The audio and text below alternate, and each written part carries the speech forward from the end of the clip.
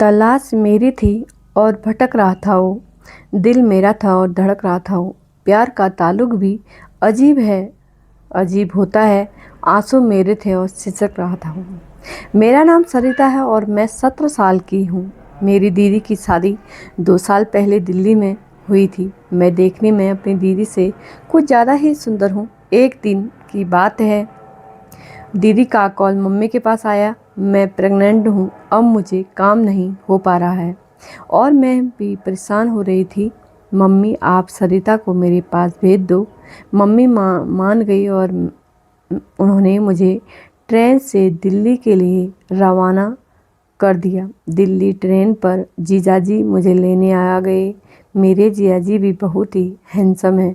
जो भी लड़की एक बार उन्हें देख ले तो नज़र नहीं हटा पाती।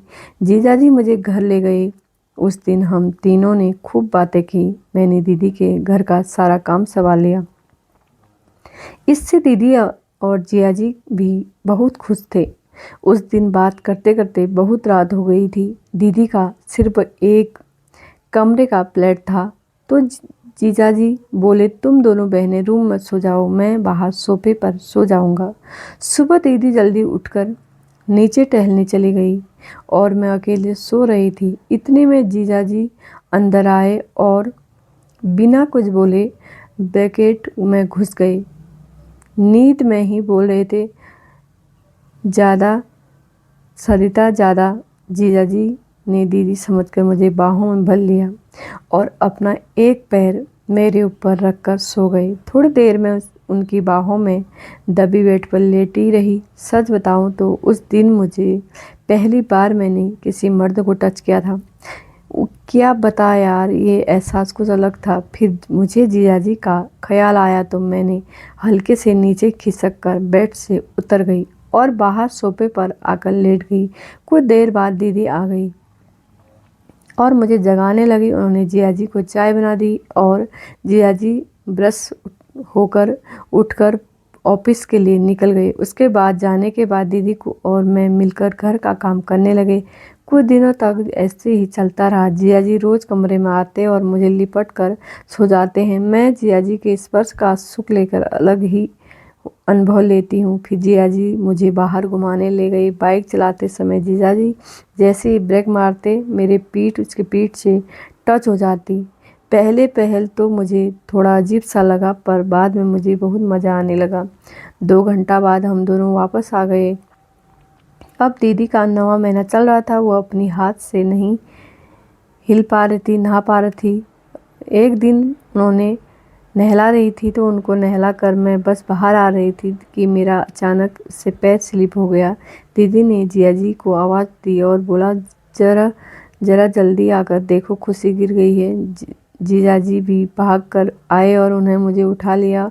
वो मेरी गोद में ही मुझे अपने कमरे में ले गए। दीदी जब तक बाथरूम में ही थी, मेरी कमर में बहुत ज़ोर से चोट लगी थी। जियाजी बोले, मैं सोनम को भेजता हूँ, वह बहुत दर्द में है, क्रीम लगा दी। दीदी अभी मैं बाथरूम में थी। मैंने जियाजी से कहा, जियाजी बहुत दर्द हो रहा है, थोड़ा सा क्रीम लगा दीजिए। जियाजी ने मेरी कमर पर क्रीम लगाना शुरू किया।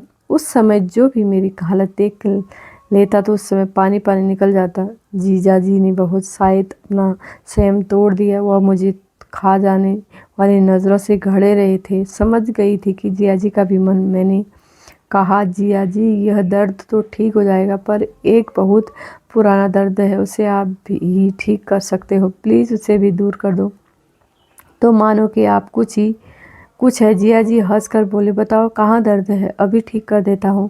मैंने अपना हाथ नीचे ले जाते हुए कहा, यहाँ मेरा। इतना कहते ही जियाजी ने स्माइल पास की और मुझे चूमने लगे। मैंने भी उन्हें नहीं रोका।